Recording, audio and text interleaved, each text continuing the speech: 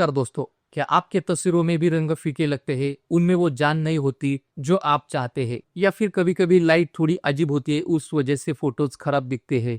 अगर हाँ, तो ये वीडियो आपके लिए है, क्योंकि आज हम बात करने वाले हैं सबसे जरूरी और सबसे पहले कदम की, जो है लाइटरूम का बेसिक एडजस्टमेंट पैनल।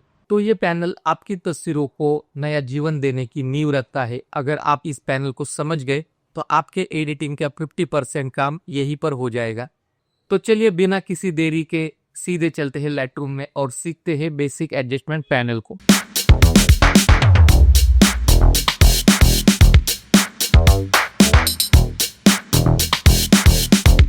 यहाँ पर हम आ गए हैं लाइटरूम के डेवलप मॉड्यूल में, और जैसे कि आप देख सकते हैं राइट साइड पैनल में सबसे ऊपर आपको मिलता है बेसिक पैनल। ये पैनल भले ही बेसिक कहलाता है, लेकिन इसमें आपकी तस्वीर की क्वालिटी को इम्प्रूव करने के लिए सबसे जरूरी कंट्रोल यही होते हैं। तो अभी ये कोलैप्स्ड है, इसे एक्सपांड करने के लिए आप इस छोटे से एरो पर क्लिक कर सकते हैं, या फिर आप सीधे इसके नाम पर आके क्लिक कर सकते हैं। एक्सपांड करने पर आप देखेंगे यहाँ पे काफी सारे स्लाइडर्स है, कलर ट्रीटमेंट से लेके टोन, प्रेसेंस, और उसके अंदर कई स्लाइडर्स और कई सारे कंट्रोल्स आते हैं। इन सबको हम स्टेप बाय स्टेप एक एक करके समझेंगे। तो सबसे पहले बात करते हैं कलर ट्रीटमेंट की। यहाँ आपको कुछ ऑप्शन दिखते हैं। यहाँ पर है ऑटो, यहाँ पर है ब्लैक एंड व्हाइट, और यहाँ पर है HDR। तो जाहिर सी बात है, अगर हम हमारी इमेज को ब्लैक एंड व्हाइट में एडिट करना चाहते हैं तो हम ब्लैक एंड व्हाइट बटन पे क्लिक करेंगे और हम ब्लैक एंड व्हाइट इस ऑप्शन को चुनेंगे। तो ब्लैक एंड व्हाइट एडिटिंग के ऊपर एक डेडिकेटेड वीडियो आएगा, तो उसके लिए हम अभी कलर ट्रीटमेंट पे ही आते हैं। इसके नीचे है प्रोफाइल, तो ये बहुत जरूरी है। तो प्रोफाइल क्या है, आसान भाषा में समझते हैं। जब आपका कैमरा कोई तस्वीर कैप्चर करता है तो उसमें बहुत सारे कलर्स की जानकारी रहती है, जैसे RGB वैल्यू, ह्यू, सैचुरेशन, लुमिनेंस। प्रोफाइल एक तरह से बेसिक बेस प्रीसेट है जो लाइटरूम को बताता है। तो प्रोफाइल एक तरह का बेस प्रीसेट है जो लाइटरूम को बताता है कि इन कलर्स को कैसे इंटरप्रेट करना है, यानी दिखाना है कौन से कलर्स को थोड़ा एनहेंस करना है, किसे दबाना है, ये सब प्रोफाइल तय करता है। आप इसे छोटे से जो आइकॉन गैलरी है, इसको आप यहाँ पे क्लिक करके प्रोफाइल ब्राउजर खोल सकते हैं। तो यहाँ पे आपको ग्रिड, लार्ज और यहाँ पे लिस्ट व्यू, इस तरह से आपको ये दिखाई देगा। तो आप आपके हिसाब से यहाँ पे रख सकते हैं। तो यहाँ पे मैं ग्रिड रख देता हूँ, तो यहाँ पे आपको ग्रिड में थंबनेल दिखेंगे किस तरह से प्रोफाइल यहाँ पे दिख रही है। फिर उसके बाद यहाँ पर आपको ढेर सारे ऑप्शन दिखाई देंगे। फेवरेट में आमतौर Adobe colour, Adobe landscape, Adobe portrait जैसे प्रोफाइल होते हैं। पिक्चर प्रोसेस करना शुरू करने से पहले एक प्रोफाइल चुनना बहुत हेल्पफुल होता है। तो यहाँ पे आपको कुछ प्रोफाइल्स मिलेंगी, तो आप इसको यहाँ पे चेक कर सकते हैं, जिसकी मदद से आपके इमेज को एक थोड़ा सा गाइडेंस मिलेगा कि आपको कौन सी प्रोफाइल यहाँ पे सूट करेगी, या फिर आप उस किस प्रोफाइल से आपकी इमेज यहाँ पे खूबसूरत दिखेगी। ठीक है, तो यहाँ पे ये मॉडर्न करके एक ऑप्शन है, इससे ये प्रोफाइल काफी अच्छी यहाँ पे दिख रही है। तो आपको यहाँ पे ज्यादा कुछ एडिटिंग करने की जरूरत नहीं, तो ये ऑटोमेटिकली यहाँ पे सारा काम यहाँ पे कर देगा। ठीक है, तो यहाँ पे अगर आप इसको स्टार में क्लिक करेंगे, ये आपके फेवरेट प्रोफाइल में यहाँ पे चला जाएगा। यहाँ पे बहुत सारे ऑप्शन है और विंटेज करके, तो इसमें से भी कोई प्रोफाइल आप यहाँ पे चुन सकते हैं। तो यहाँ पर जैसे मैं यहाँ पे मॉडर्न सेलेक्ट किया हूँ, मॉडर्न 1, और इसको मैं अभी यहाँ पे क्लोज करता हूँ। तो इस तरह से आप आपके इमेज के अकॉर्डिंग आपको जो भी प्रोफाइल अच्छी लग रही है, आप उसको यहाँ से पिक कर सकते हैं। या फिर आपको मैनुअली काम करना है तो आप सिंपल यहाँ पे रिसेट कर दो और यहाँ से इस प्रोफाइल को यहाँ से बंद कर दो। फिर उसके बाद आता है व्हाइट बैलेंस। तो व्हाइट बैलेंस का काम है पिक्चर में रंगों का संतुलित करना, खासकर व्हाइट कलर को ट्रूली व्हाइट दिखाना, ना कि उसमें कोई कलर टिंट हो। इसके लिए सबसे आसान तरीका है, यहाँ पे एक आई ड्रॉपर टूल दिया है। ठीक है, तो जैसे यहाँ पे मैं इस इमेज को ओपन करता हूँ और यहाँ पे आई ड्रॉपर सिलेक्ट करता हूँ, और यहाँ पे आपको उस जगह पे क्लिक करना है जहाँ पे ऐसे असल में आपको ऐसा लगता है कि वहां पे एक तो व्हाइट कलर है या फिर ग्रे कलर है। ठीक है, आप यहाँ पे नेविगेशन में देख भी सकते हैं कि आपका रिजल्ट किस तरह से आने वाला है।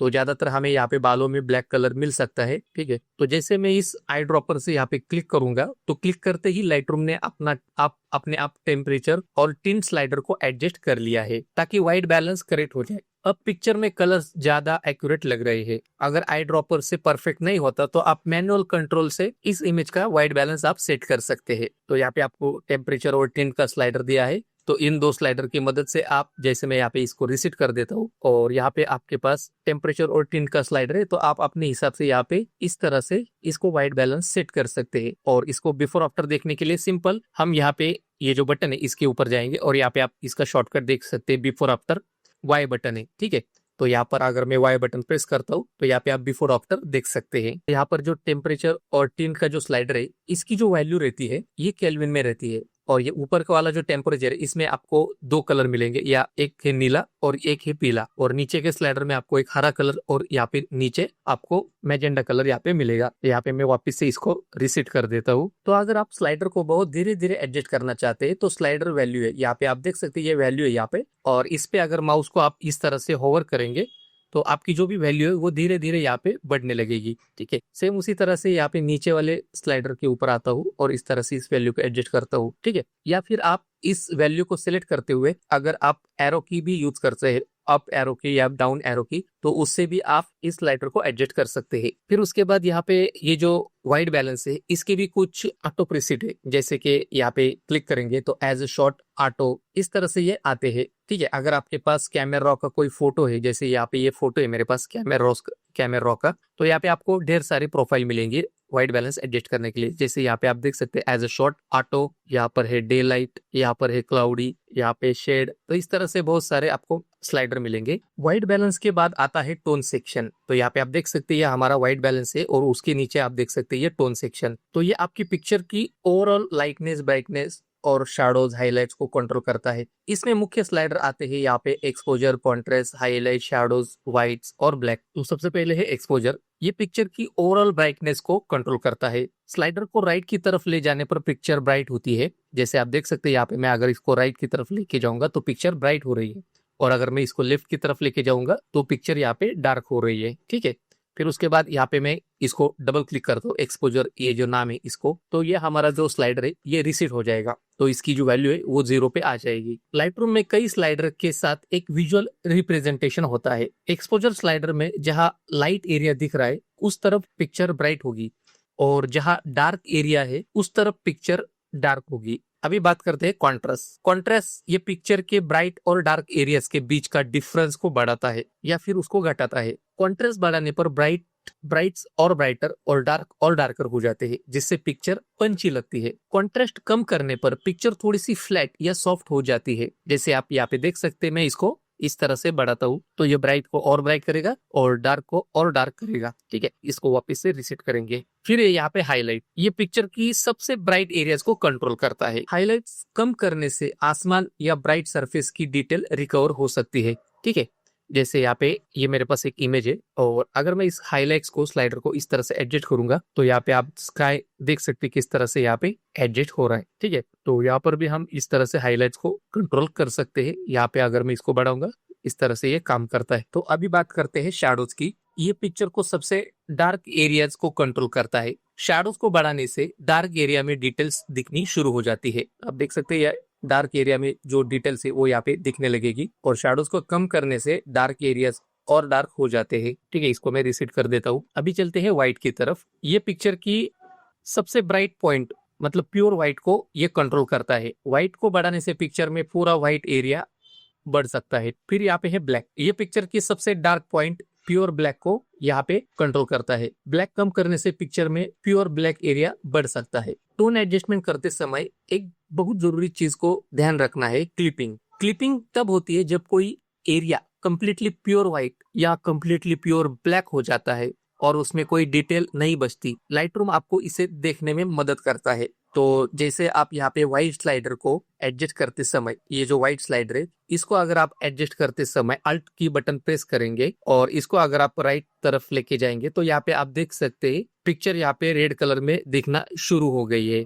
तो इसका मतलब यहाँ पर हाईलाइट क्लिपिंग शुरू हो रही है। अगर पूरा एरिया रेड या व्हाइट हो जाए मतलब वो कम्प्लीटली क्लिप्ड है, उसमें कोई डिटेल नहीं बची। ठीक है, तो इसको मैं वापस से रिसेट कर देता हूँ। फिर आते हैं ब्लैक की तरफ। तो अगर मैं इस ब्लैक स्लाइडर को अल्ट बटन दबा के एडजस्ट करता हूँ और यहाँ पे इसको लेफ्ट साइड में लेके जाता हूँ तो पिक्चर में यहाँ पे आपको ब्लू कलर दिखने लगेगा, मतलब वहाँ शैडोज क्लिपिंग शुरू हो रही है। अगर एरिया पूरा ब्लू या ब्लैक हो जाए तो इसका मतलब वो कम्प्लीटली क्लिप्ड है। ये तरीका आपको अपने पिक्चर की डिटेल्स बचाने में मदद करता है। तो इसको मैं रिसेट कर देता हूँ। तो अगर आपने इस टोन सेक्शन में बहुत सारी यहाँ पे एडजस्टमेंट की है और अगर आपको ऐसा लग रहा है कि पूरी एडजस्टमेंट यहाँ पे रिसेट हो जाए तो सिंपल है, आपको यहाँ पे अल्ट बटन दबाना है। अल्ट बटन जैसे दबाएंगे तो यहाँ पे आप देख सकते हैं ये जो टोन वर्ड है यहाँ पे रिसेट टोन करके आ जाएगा। तो आपको सिंपल इस पे क्लिक करना है, तो आपके सारे टोन सेक्शन की जो स्लाइडर है वो यहाँ पे रिसेट हो जाएंगे। टोन सेक्शन के बाद यहाँ पे आता है प्रीसेंस सेक्शन। तो इस सेक्शन में आपको टेक्सचर, क्लैरिटी, हेज और कलर सैचुरेशन कंट्रोल करने को मिलता है। तो सबसे पहले यहाँ पे है टेक्सचर स्लाइडर। ये पिक्चर के मीडियम डिटेल और टेक्सचर को बढ़ाता या फिर घटाता है। राइट साइड ले जाने पर टेक्सचर को वो एनहेंस करता है और डिटेल थोड़ी सी क्लियर होती है। लेफ्ट साइड ले जाने पर टेक्सचर सॉफ्ट होता है। स्किन टोन या फिर स्मूथ सरफेस को वो सॉफ्ट करने के लिए ये अच्छा काम करता है। फिर उसके बाद यहाँ पे क्लैरिटी पिक्चर को मिड टोन कॉन्ट्रास्ट को एडजस्ट करता है। राइट साइड लेके जाने पर पिक्चर ज्यादा पंची और डिफाइन लगती है, और लेफ्ट साइड लेके जाने पर पिक्चर सॉफ्ट या फिर ड्रीमी लगती है। क्लैरिटी और टेक्सचर में थोड़ा ओवरलैप है, लेकिन टेक्सचर फाइन डिटेल्स पर ज्यादा काम करती है और क्लैरिटी मिड टोन कॉन्ट्रास्ट पर काम करती है। फिर उसके बाद आता है डीहेज। तो ये डीहेज क्या करता है कि उस पिक्चर का जो एटमॉस्फेरिक हेज है, मतलब उस इमेज का जो जो हेज रहेगा, फॉग रहेगा, उसको कम या ज्यादा करने के लिए मदद करता है। तो अगर आपको ऐसा लग रहा है कि आपकी पिक्चर दूर से हेजी दिख रही है या फिर उसमें थोड़ा सा फॉग दिख रहा है, तो ये स्लाइडर आपको राइट साइड में अगर आप लेके जाएंगे तो इसमें जो फॉग है या फिर वो जो धुआं है वो वहाँ पे थोड़ा सा कम दिखने लगेगा। और अगर आप लेफ्ट की तरफ लेके गए तो पिक्चर में हेज ऐड होने लगता है। तो कभी कभी ये क्रिएटिव इफेक्ट्स देने के लिए काफी अच्छा है। फिर उसके बाद यहाँ पे आते हैं वाइब्रेंस और सैचुरेशन। ये दोनों कलर्स को कंट्रोल करते हैं, लेकिन इनमें बहुत बड़ा फर्क है। सैचुरेशन पिक्चर के सभी कलर्स की प्योरिटी, मतलब उसकी जो तीव्रता है, उसको एक जैसा बढ़ाता है या फिर घटाता है। अगर आप इसे बहुत ज्यादा बढ़ाएंगे तो कलर्स बहुत ही आर्टिफिशियल, नकली लगने लगते हैं। स्किन टोन मोस्टली यहाँ पे खराब हो जाते हैं, ज्यादा लाल या फिर पीले पड़ जाते हैं। वाइब्रेंस क्या होता है कि वाइब्रेंस ये कम सैचुरेटेड कलर पर ज्यादा असर डालता है, और जो कलर पहले से ही सैचुरेटेड है उन पर तो कम ही काम करता है। सबसे महत्वपूर्ण बात, स्किन टोन को प्रिजर्व करने की कोशिश करता है। इसलिए अगर आप पिक्चर में कलर्स बढ़ाना चाहते हैं लेकिन स्किन टोन को नेचुरली दिखाना चाहते हैं, तो वाइब्रेंस स्लाइडर को इस्तेमाल करना अक्सर सैचुरेशन से बेहतर होता है। आप सैचुरेशन को थोड़ा कम करके और वाइब्रेंस को थोड़ा सा बढ़ा के कलर्स को बैलेंस कर सकते हैं, जिससे पिक्चर कलरफुल भी लगे और स्किन टोन खराब भी ना हो जाए। वाइब्रेंस और सैचुरेशन के डिटेल यूज पर हम अलग से वीडियो बनाएंगे।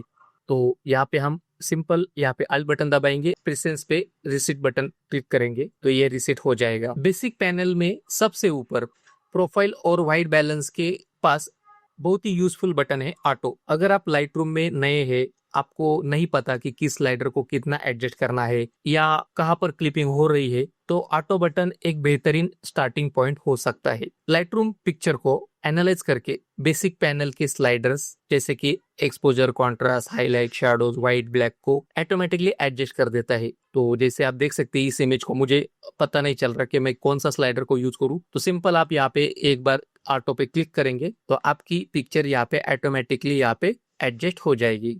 ऑटो एडजस्टमेंट अक्सर एक अच्छा बेस देती है, लेकिन ये हमेशा परफेक्ट नहीं होती। आपकी पिक्चर को शायद वो लुक ना दे जो आप चाहते हैं, मतलब आप जो सोच रहे हैं, आप उस इमेज को किस तरह से एडिट करना चाहते हैं, वो शायद ऑटो ऑप्शन से ना हो पाए, इसलिए आपको उसको मैनुअली एडजस्ट करना पड़ेगा। पर्सनल टेस्ट और क्रिएटिव विजन के लिए मैनुअल एडजस्टमेंट सबसे अच्छा तरीका होता है, लेकिन अगर आप अटक जाए तो ऑटो बटन ट्राई कर सकते हैं।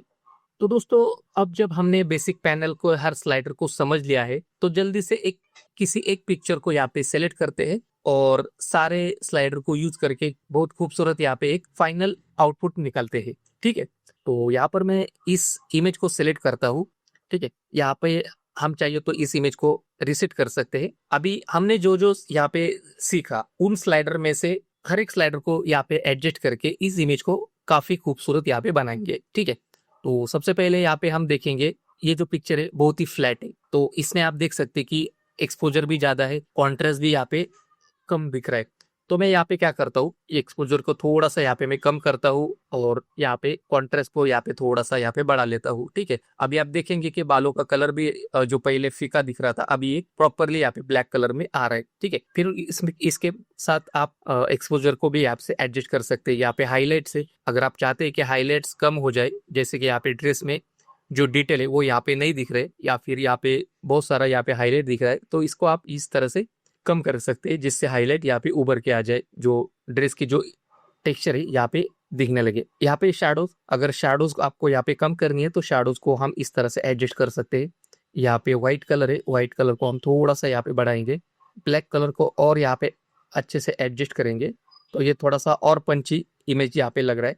ठीक है, यहाँ पे टेक्सचर है, मैं इस इमेज को थोड़ा सा जूम कर लेता हूँ और यहाँ पे टेक्सचर को इस तरह से थोड़ा सा मैं बढ़ा लेता हूँ।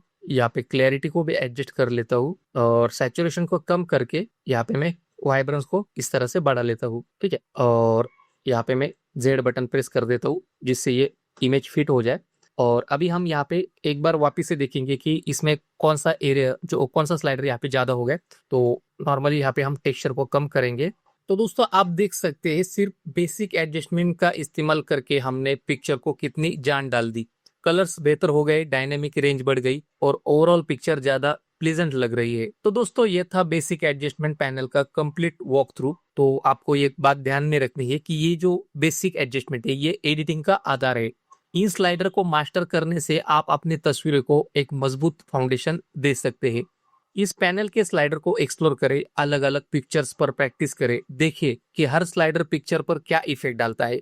वैल्यूज से ज्यादा विजुअल इफेक्ट्स पर ध्यान दें। अगर आपको ये वीडियो पसंद आया और आपको इस वीडियो में कुछ भी अगर सीखने को मिला तो इस वीडियो को लाइक करें, इस वीडियो को शेयर करें और सब्सक्राइब करें।